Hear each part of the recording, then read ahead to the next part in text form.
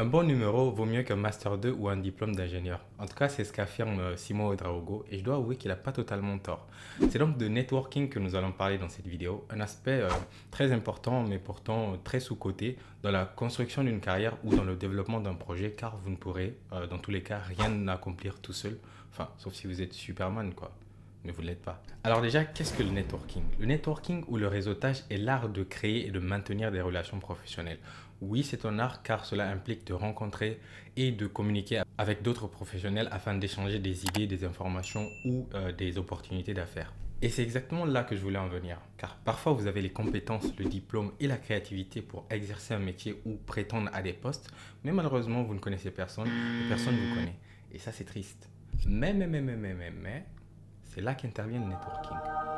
Le networking peut se faire en personne lors des événements de réseautage, les forums ou les expositions.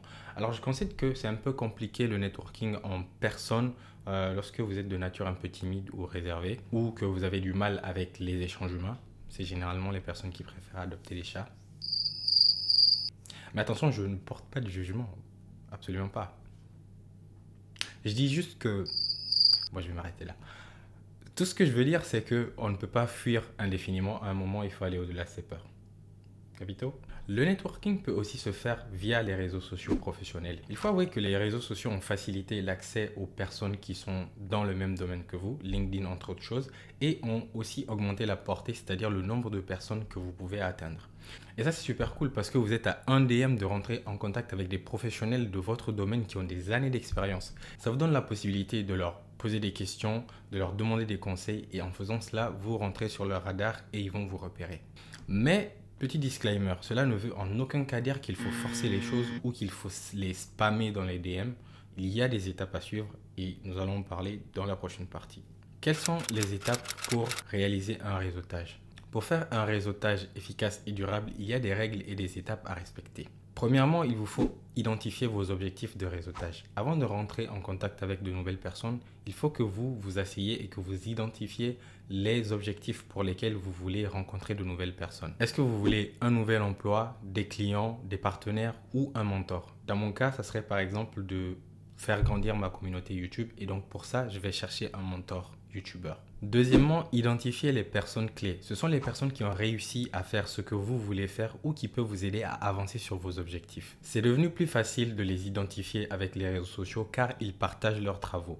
Si je continue à prendre mon cas comme exemple, je vais donc chercher des youtubeurs qui ont réussi dans la même niche que moi, comme Ali Abdaal ou Hollywood. Troisièmement, prendre contact avec eux. Ce qu'il faut savoir ici, c'est que pour établir des relations avec des professionnels de votre domaine, si en plus ils sont plus avancés que vous, c'est que vous devez pouvoir leur apporter une aide quelconque pour qu'ils voient un intérêt à collaborer avec vous. Si je devais contacter Ali Abdaal pour qu'il me mentore par exemple, je lui dirais que j'aime beaucoup ce qu'il fait comme contenu, parce que j'aime beaucoup ce qu'il fait comme contenu, que je suis youtubeur junior, parce que je suis youtubeur junior, bah oui, un peu que je flex. Que je me propose d'éditer ces prochaines vidéos gratuitement et que tout ce que je lui demande en retour, c'est d'observer ma chaîne et de me donner quelques conseils pour faire évoluer ma communauté YouTube.